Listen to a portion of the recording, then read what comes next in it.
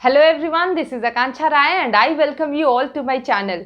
आज के इस वीडियो में हम कंटिन्यू कर रहे हैं अपना chapter the fundamental unit of life और इस चैप्टर का ये है part 3।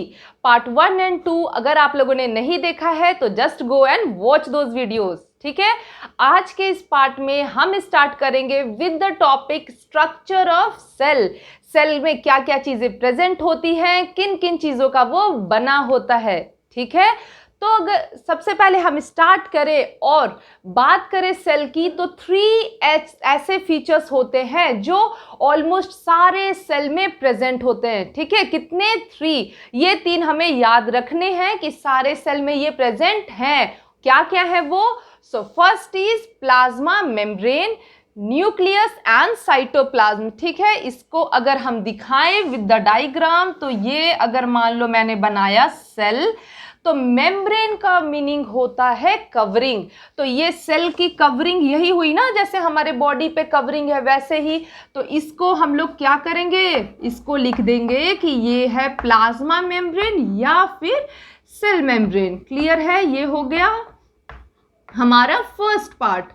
Next coming to nucleus. तो सेल में प्रेजेंट होता है क्या? न्यूक्लियस। जैसे बॉडी में प्रेजेंट होता है ब्रेन, जो कंट्रोल करता है सारी एक्टिविटीज को, वैसे ही सेल में प्रेजेंट होता है न्यूक्लियस। याद रखो, हम बॉडी से सेल को इसलिए कंपेयर कर रहे हैं क्योंकि बॉडी में प्रेजेंट होते हैं ऑर्गन्स जिनके अपने अपने काम होते हैं, वैसे ही सेल में प्रेजेंट होते हैं सेल ऑर्गेनेल्स जिनके भी अपने अपने काम होते हैं। क्लियर है?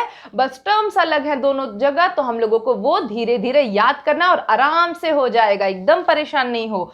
तो ये 2 पार्ट हो गए। Next coming to cytoplasm. तो देखो ये पूरा जो पार्ट है कहाँ? प्लाज्मा मेम्ब्रेन के अंदर और न्यूक्लियस के बाहर, जहां पर पूरे सेल ऑर्गेनेल्स, जितने सेल ऑर्गेनेल्स हम लोग अभी पढ़ेंगे और अगर तुम लोगों ने पढ़ा है इन प्रीवियस क्लास, सब यहाँ पर प्रेजेंट होते हैं। So this very region is called cytoplasm. तो ये हो गया एक सेल का स्ट्रक्चर जिसमें हर सेल में ये तीनों चीज जो है हमें प्रेजेंट दिखेंगी। क्लियर हो गया?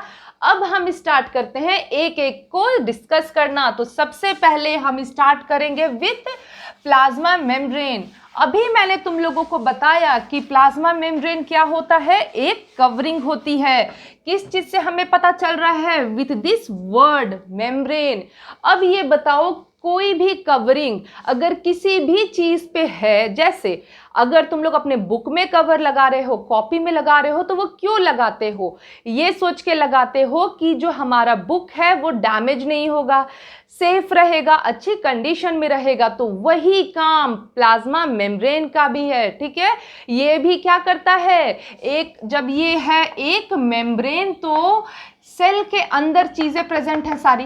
ठीक है, बहुत सेल ऑर्गेनेल्स, न्यूक्लियस, तो बाहर की चीजों को अंदर की चीजों से सेपरेट करने का काम करता है। ठीक है, और साथ में क्या करता है, सारी चीजों को अलाउ नहीं करता है अंदर आने के लिए। मान लो 10 चीजें लाइन में खड़ी हैं, आने दो आने दो। प्लाज्मा मेम्ब्रेन क्या करेगा?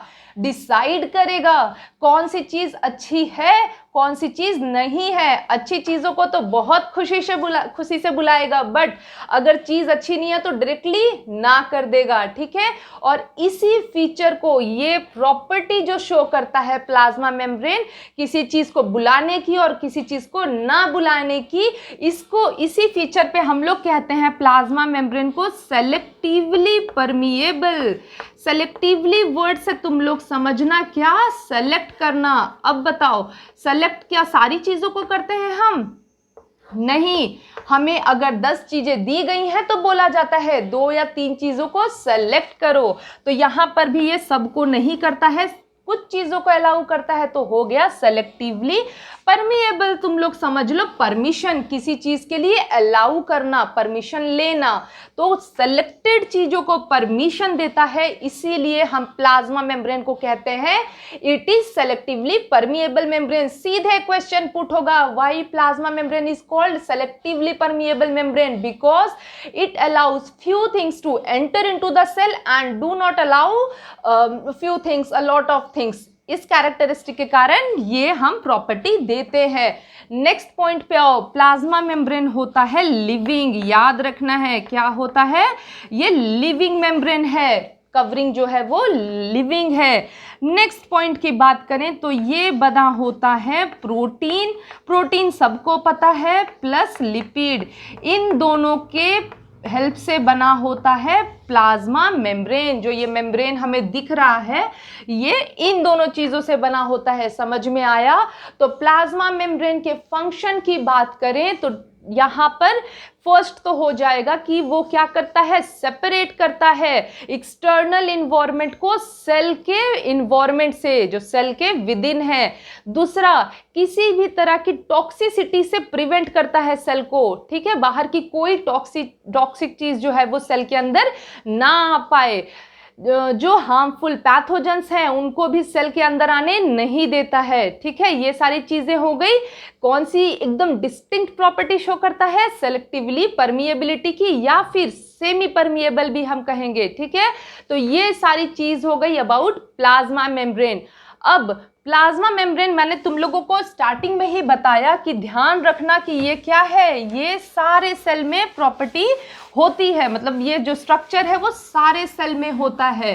Coming to a different term जिसको हम कहते हैं सेल मेम्ब्रेन, क्या कहते हैं, सॉरी, सेल वॉल, ठीक। अब इसको तो मैंने डिफाइन नहीं करा, मैंने तो सिर्फ 3 को किया, प्लाज्मा मेम्ब्रेन को और न्यूक्लियस को और साइटोप्लाज्म को। सेल वॉल को तो वहां लिखा नहीं, इसका मतलब ये सारे में प्रेजेंट नहीं होता होगा। तो सेल वॉल किस में प्रेजेंट होता है, तो ये प्रेजेंट होता है इन प्लांट्स, ठीक है, एंड प्रेजेंट होता है ये फंजाई और बैक्टीरिया, इसमें प्रेजेंट होता है क्या, cell wall. Now question is, plasma membrane जब था ही तो भाई सेल वॉल को क्यों लाया, क्या जरूरत पड़ी, कवरिंग थी तो, और लाया भी तो इन्हीं तीनों में लाया। हम लोग ह्यूमन एनिमल्स क्यों, पार्शियलिटी क्यों हुई, हम लोगों में क्यों नहीं लाया। तो क्वेश्चन का आंसर करते हैं हम कि हम में क्यों नहीं लाया। तो देखो, सेल वॉल एक बहुत ही अच्छे लेवल का प्रोटेक्शन प्रोवाइड करता है प्लांट को। ज़रूरत क्या है, क्योंकि प्लांट जो है वो कहाँ है, एक्सटर्नल इन्वायरमेंट में रहता है। वहाँ पर जितनी एडवर्स कंडीशन आए, जितनी भी प्रॉब्लम आए, इन्वायरमेंट की कोई भी स्ट्रेस आए, उन सारी चीज़ों को टॉलरेट करना पड़ता है प्लांट्स को। तो इन सारी चीज़ों के कारण प्लांट में कुछ ऐसा प्रेजेंट होना चाहिए ना जो क्या करे, उसको प्रोटेक्ट करे। अभी मान लो कि तुमसे ज्यादा काम करवाया जाए किसी रीजन से, तो तुमको एक ज्यादा बेनिफिट मिलना चाहिए कि नहीं मिलना चाहिए। ऑब्वियसली तुम कहोगे देखो उससे ज्यादा काम हो रहा है तो मुझे थोड़ा तो फायदा मिलना चाहिए। सिमिलरली एज बिकॉज प्लांट्स बाहर मेहनत कर रहे हैं, रह रहे हैं, सबके लिए खाना बना रहे हैं, तो उन्होंने एक बेनिफिट ली हुई है in the form of cell wall. Clear हो गया। सेल वॉल के लिए अब प्रॉपर्टी की बात की जाए तो देखो वहां मैंने तुम लोग को एम्फेसाइज किया था कि प्लाज्मा मेम्ब्रेन क्या है, living, but cell wall is what, dead. Clear है। प्लांट में सेल वॉल की बात करें तो ये बना होता है सेल्यूलोज से, ठीक है। ये कॉम्प्लेक्स मॉलिक्यूल है जो क्या करता है, प्लांट को स्ट्रेंथ प्रोवाइड करता है, ठीक है। It is present in plants. Clear. Dead है सेल वॉल, सेल्यूलोज का बना हुआ है in plants. Next, it is present outer to plasma membrane. Plasma membrane के बाहर नहीं कर देना। देखो याद कैसे रखोगे, क्योंकि वॉल जो होता है वो किसी के भी घर में क्या होता है, बाहर का स्ट्रक्चर बनाता है। वॉल मतलब दीवार, बाहर प्रेजेंट है, तो ये भी क्या है, वॉल, तो ये प्रेजेंट होता है बाहर, ठीक है। तो हम लोगों ने समझ लिया किसके बारे में, about plasma membrane and cell wall. Plasma membrane जो है सारे सेल में प्रेजेंट है, but cell wall only in plant, bacteria and fungi. Plant में किस चीज का बना हुआ है, सेल्यूलोज का। फंजाई में सेल वॉल बना होता है काइटिन का, ठीक है। तो ये पार्ट हो गया हमारा आज के लिए।